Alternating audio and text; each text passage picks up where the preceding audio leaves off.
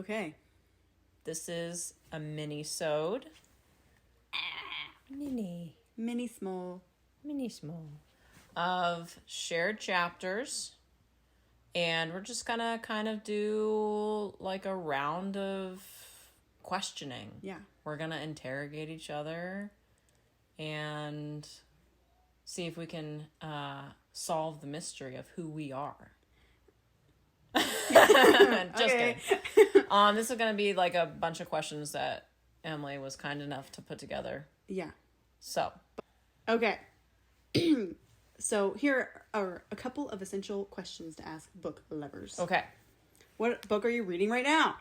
I'm currently reading Gold. Oh my god. Gold. Holy shit. By Raven Kennedy. And I am on the struggle bus. And it's not because she's not a good author. I do think she's a good author. And I think she has a really creative story. So for those of you guys who don't know, the Plated Prisoner series by Raven Kennedy is kind of like a retelling of the King Midas myth and lore. Oh, I know it. And so King Midas, also for those of you who don't know, is like the legend of a king who, when he touches something, it turns to gold. That makes... I didn't know what that was about. Yeah. Okay. So all of her books are like on that theme. The titles of them, there's I think the first one is Gild, and then there's Glint and Gleam and Gold, which I think is what I'm on now, and I think the next one is Goldfinch.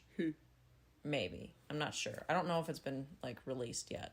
I don't think it has. I think we got a comment on TikTok of someone saying, "Oh, I want to read Gold, but I'm going to wait till the last one comes out." So they aren't sitting there waiting.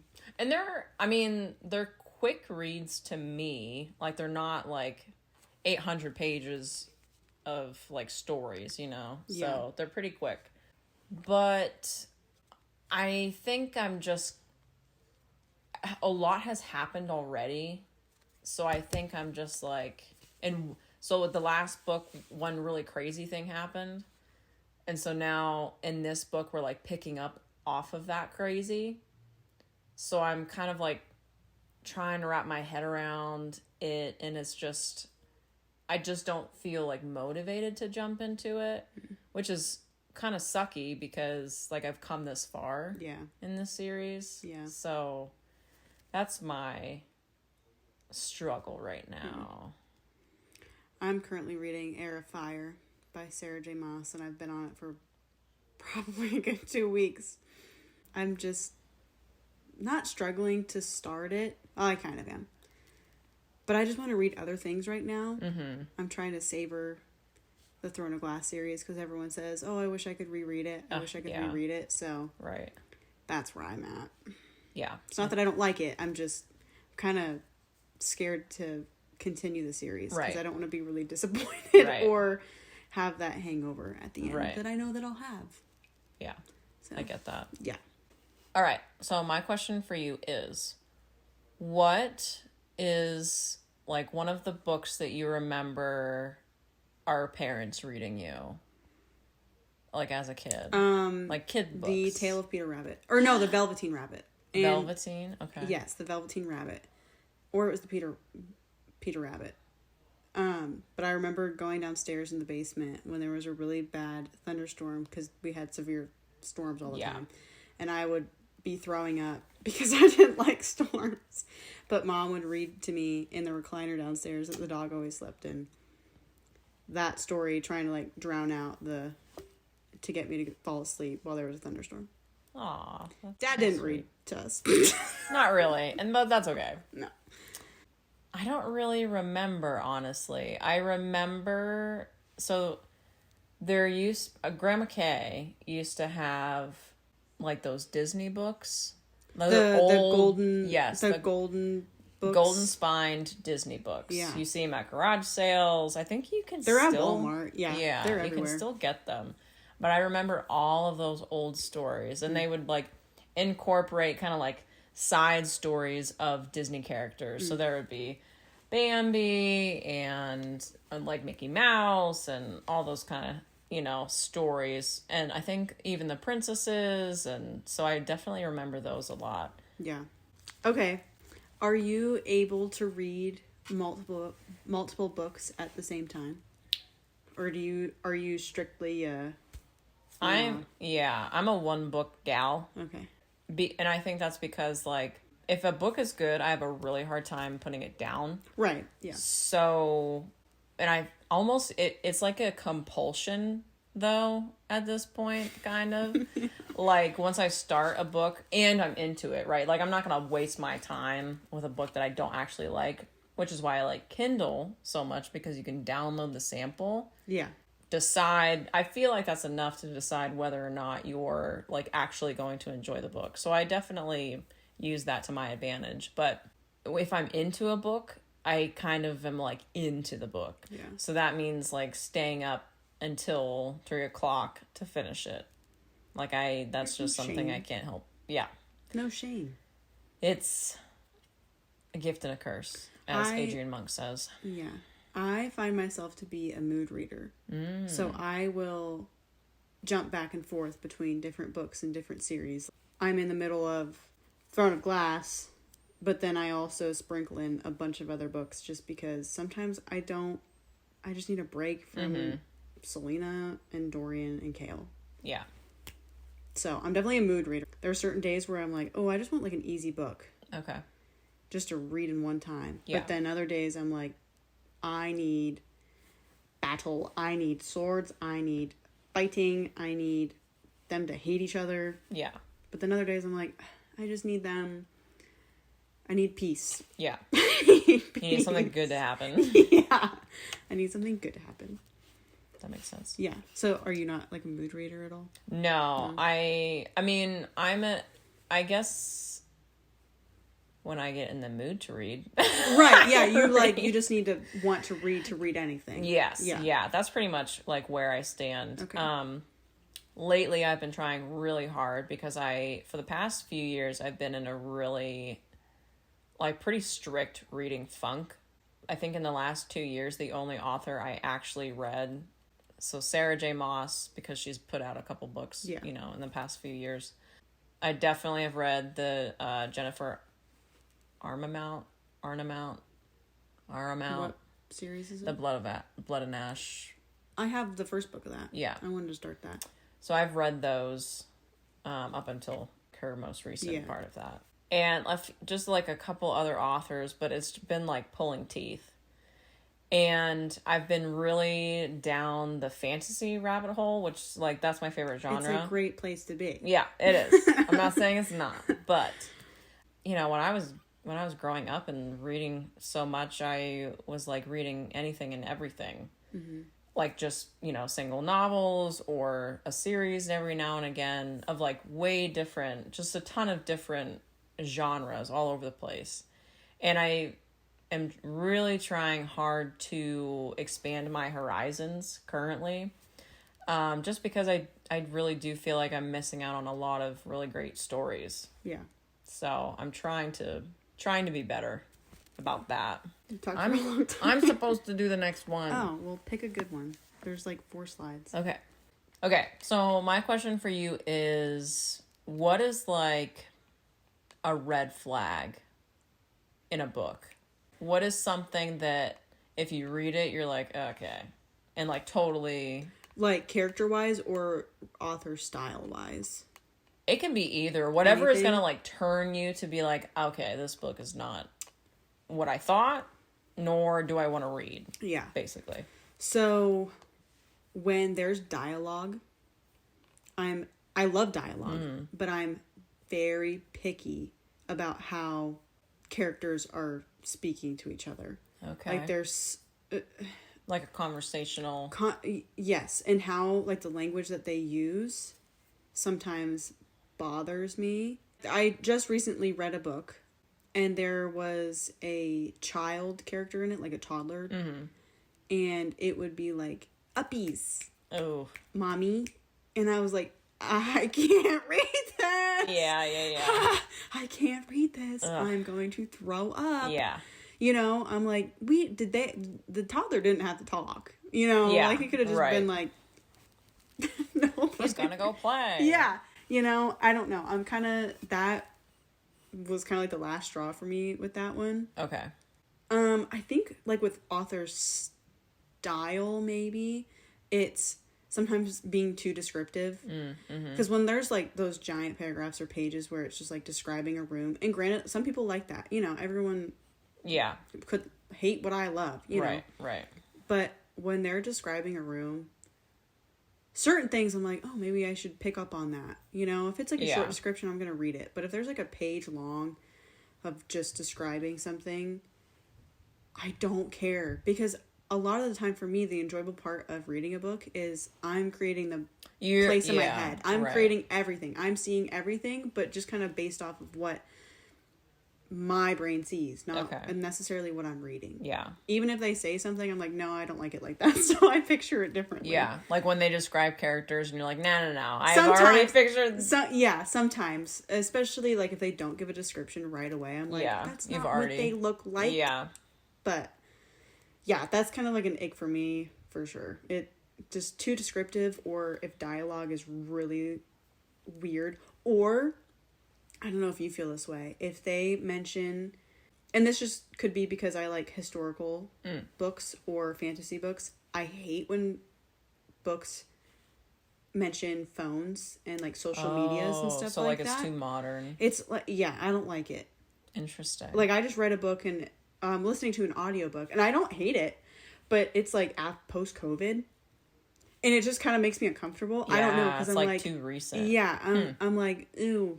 It just makes me feel weird because I go to books to escape. Right. And that's a little bit too realistic. Yeah, you're like, whoa, I just did that. Yeah, I'm like, yeah, I just looked at TikTok. My book doesn't need to mention that to me. Thank you. Oh, yeah. Yeah, it's just kind of weird. It's just too modern. I don't know. But it's just because the styles that I like to read are genres. It's not new. Yeah. Or real. So. Yeah. But what about you? What are your icks? Going off of not really liking modern, whether that be like, you know, modern events happening in the book or, you know, stuff like that. That definitely is not like my favorite thing, because I think you're right. Like when you're reading a book, it's more to escape your own reality. Yeah. I don't mind it in the thriller genre. Yeah. I don't mind it there. And I don't know why I like associate that differently with like just a novel. Right. I don't know. But I have noticed that. Like if I read something of like modern times, I'm more likely to pick a thriller. Mm-hmm. So, I don't know. But playing off of that idea, I really have a hard time when books if a fantasy book uses like modern language. So it really bothers me when, this is happening in the series that I'm reading right now, when a character uses a current modern time term of endearment, such as baby, for like somebody that they love or in a relationship with. Number one, that just gives me the ick anyway. I don't like it. You're not a baby. Yeah. Right? I just don't like that. Yeah. Some people love that though. I'm not one of them. I am not one of them. Babe, I don't mind, but I don't want it in a book. Mm-hmm. Right? I feel like I'm reading like text messages. Yes. It's really weird. Yes. Oh my gosh. Yeah. So, why you had so many great things happening and yet threw in that. And that couldn't there have been something better there? I don't know. Yeah. And I think it's because when you've built that like fantasy world, you know, as the reader, you're expecting something love. Well, yeah, or like maybe more in depth, or you know, but to like anyone could call you baby. Yeah. That's what we say now, right. You know? So that's something that I have a hard time with. I don't necessarily mind it when the modern language with curse words, I don't mind so much. Yeah. I don't know. I can't. Yeah, does that bother you? Sometimes it when there's a lot of F-bombs being thrown around, granted I swear a lot, Yeah. but when I'm reading it, I just don't really care. Yeah. I think if there is one I don't like, it's the B word. You just don't like that in general. Yeah, I just don't like that in general. So, that's one of my red flags. Yeah. I think you're right. I don't like it when books go into bringing in technology. Yeah.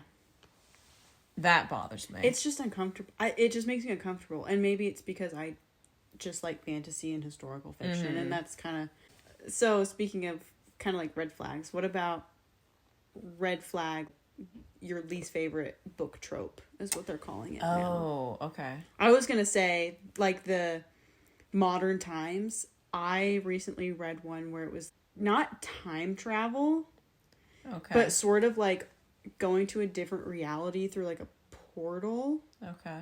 I liked the book a lot. Mm-hmm. It's called Other Side of the Mirror. And I really like it. It's 4 out of 5 for me. But that aspect I wasn't too sure about because she had her phone and was texting, and then the next minute she's like in a different reality. And so I wasn't, but she was like from that Interesting. reality. It was done well. Yeah. Like the way that the author did it, it was done well, but I don't know if I would like this in another, like if they did time travel or, I don't know. Like you're jumping reality, so there's modern, but also you go to this like different world of back in the day. I don't know. Yeah. I've read books like that where I think there was one book that comes to mind, and I cannot remember the title and I cannot remember the author, but it's a girl who finds an old diary from either a past aunt or maybe she just finds it like at her work, and it's from a woman in World War II, and she like goes back in time because of the diary. Yeah. So that I don't really mind that, but I can see where it's just not something that you're like looking for. Yeah, I didn't hate it. It was done well, but I don't know if I would like it if someone else did it. Yeah. I don't know. Yeah. I don't know. That's a good question. I mean, I don't know because there's so many. I guess I don't know because I think anybody could consider anything a trope. Right. Well, just like major themes, I guess, that pop up in books. So, Yeah. let me ask you this. Pregnancy trope. Oh, I fucking hate It's okay, thank God. I hate it. I hate it. That's what happened in that other book when the kid was talking about uppies with his mom. Whoa. I can't. I have nothing against people who have babies. I have nothing against babies. No. But I hate it. But I hate them in a book. Yeah. I if you're going to do it, it has to be done well and at the right time. Yeah. Like you can't read a book, have them fall in love by the middle, and there be a pregnancy at the end. That doesn't happen. I mean, maybe. But that just blows my mind. I don't understand that. Maybe I don't like it because I don't relate to it. Yeah. But I'm like, you want your fantasy character to just get pregnant? Yeah. And then what? And maybe that's what it is. Maybe it's like, is that it?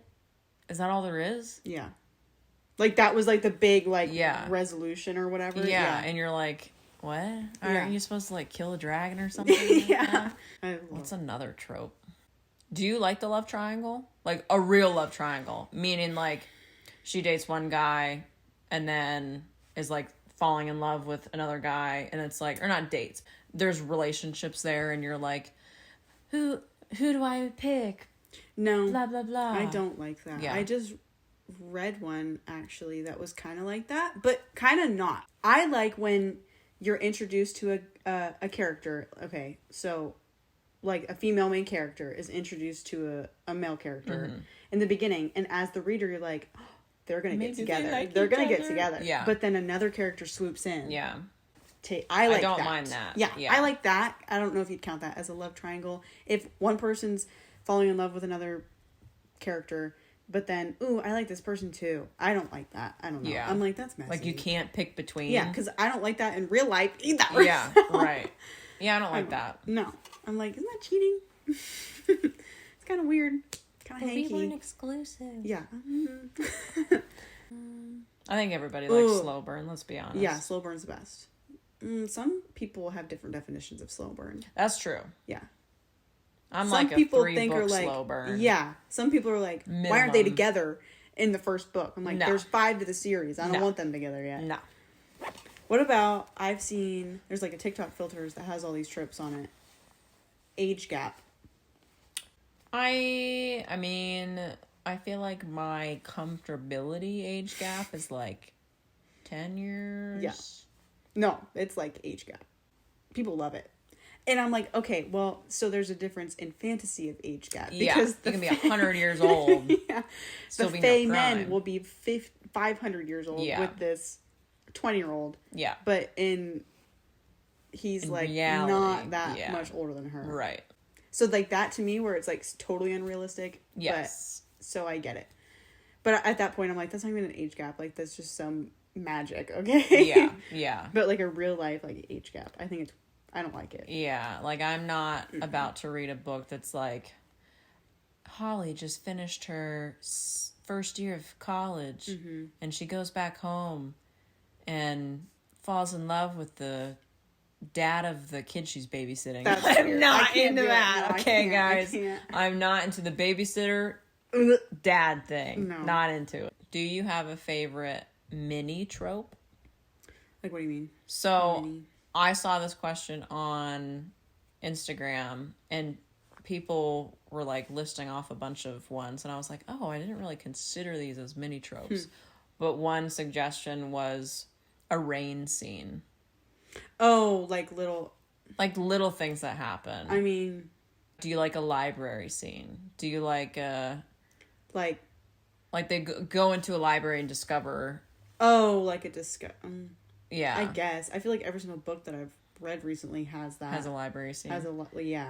or some like kind a side mystery. Yeah, I definitely like. I don't know if this would be like a mini thing or a mini theme. Is like the Easter egg dropping. Mm-hmm. I love like Yeah. sprinkle in connections. I like those kind of books where. That's why I kind of like the thrillers and stuff like that. The audiobook that I'm listening to right now, it's a thriller, and like there's been a couple.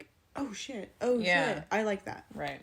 I like when they are centered in a forest, like the stories in like in a forest area, but then at some point they go out to like the beach. I don't know. I feel like they always do Interesting. that. Yeah, they like And end then up there's like on the there's beachscape yeah, and there's they- something like crazy something happens. happens. Yeah. Yeah. Interesting. Yeah. I wonder what that means. I don't know. Like symbolically. Yeah, like because Ledge and Chasm, it goes out to the beach and Yeah, stuff like that. yeah. And then They Assassin's do it. Blade, they go to a beach town. Yeah, they do it in Fourth Wing. Oh, That- I have to reread because I don't remember that. That's funny. Maybe I'm totally projecting. I don't know. No, that definitely happened. I feel like you always end up at the beach. The Boneless Mercies, Yep. they end up at a beach. Yeah, I wonder what the symbology sea. is about that. Yeah.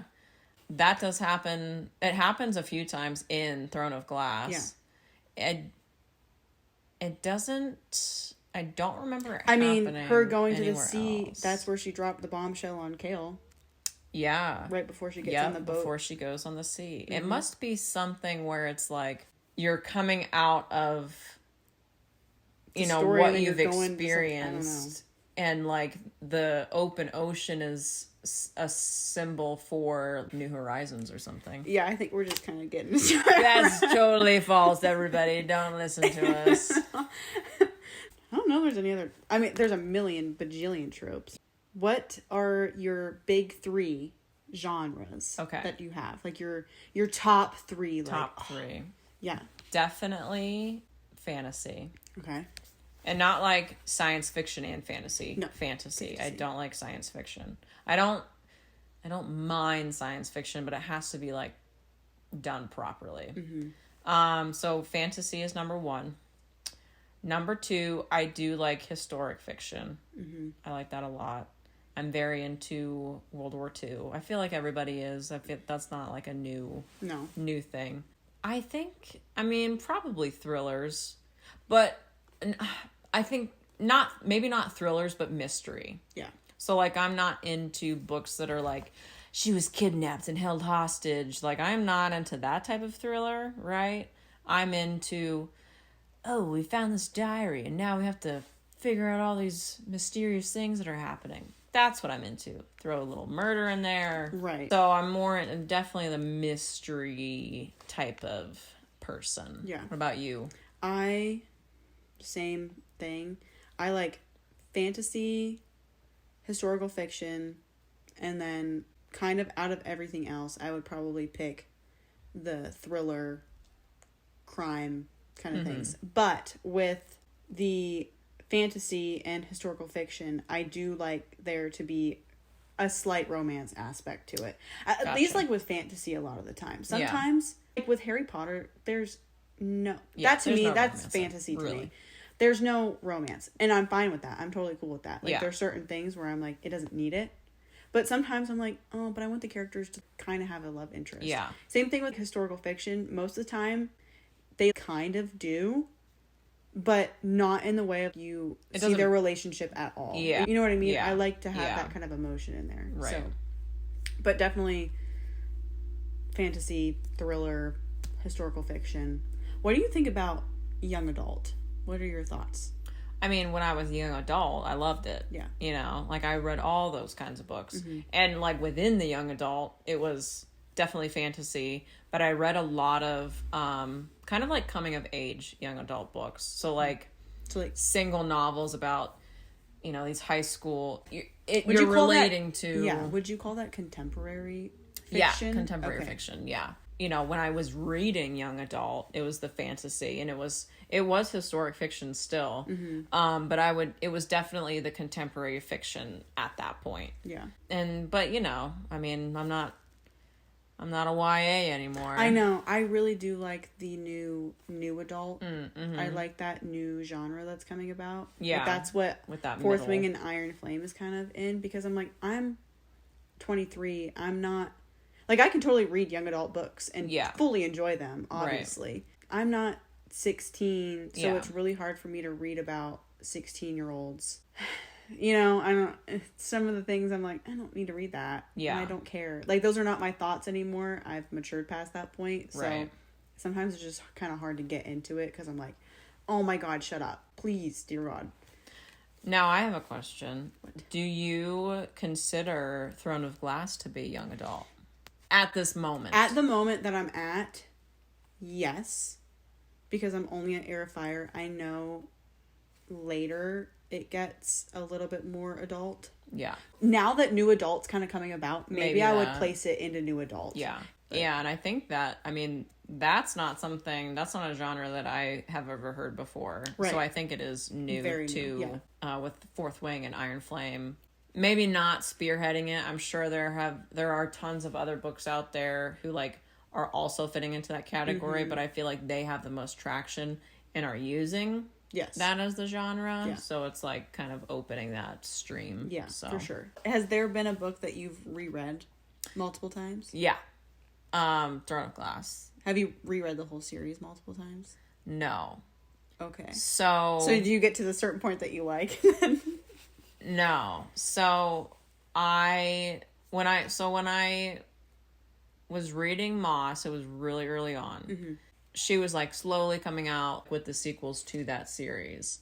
I think when she was just getting close to being done, she had finished the second ACOTAR book. I don't know. It's like somewhere in between there. But before that, I think I've read Throne of Glass probably like 6 times.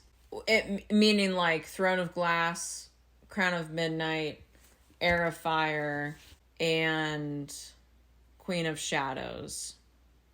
I think I've read all of those 6 times. Getting into Empire of Storms and Tower of Dawn and Kingdom of Ash. People say those are like hard. Because of Kale. Yes. But it got to a point where I was like, this is too emotional for me. Oh no. I don't want to read it. Like, I haven't read the last book since I've read it. I've never picked it up. So I'm getting spoiled though so often. So I feel Yeah, like once I that's get to it, awful. I'm gonna be like, okay, well. I'm so sad. I hope that's not the case. But I was like, I can never read this book again. No. Yeah. I'm not gonna read it then. You have to. I'm not gonna read it. You have to. No, that's why I haven't continued it, because I'm afraid that I'm gonna like jump off the deep end. You guys won't ever hear from me again. Where's Emily? I'm gonna go move away to like Terrason. Switzerland. Oh. I don't know. Yeah, I will pick it up and flip back to particular scenes when I'm thinking about something, but I have never fully done a reread because it's too emotional. Dude, It's too emotional. I'm scared now. But I have that relationship with it because I have basically grown up with Yeah. that series, right? Like when I was 18, I was reading these. Right. So You grew with Selena. Yes, absolutely. Yeah. You know, like Or Aelin, sorry. yeah. At this point, yes. Yes, for me, Aelin. Yeah, Aelin. Spoilers. Because like she goes through so much, and when you're that age, when you're in high school or when you're just coming out of high school, and I mean even in like life right now, there's so much that happens to you and that affects you, and there are moments where, you know, she goes through something really, really hard, and you're like, wow, I have absolutely felt that before. Yeah. So, you know, for me, reading that last book was really hard because all of these characters been with them this whole time. I have a question about the last book. Okay. Will I feel closure? Yeah. Okay, thank God. I'm like, she I does can't. Such a good job. Okay. Yes. At closing it? Yes. Okay. That's what I'm like. I'm afraid that I won't get what I need out of it. There's tons of closure. I think she did such a good job for what that series has been. Yeah. Insane. Especially to her personally, because she wrote these characters, you know? I thought she did such a good job of, I'm getting like chills right now, of not completing, but like tying up everybody's storylines. Does that mean that there's not enough for future? No.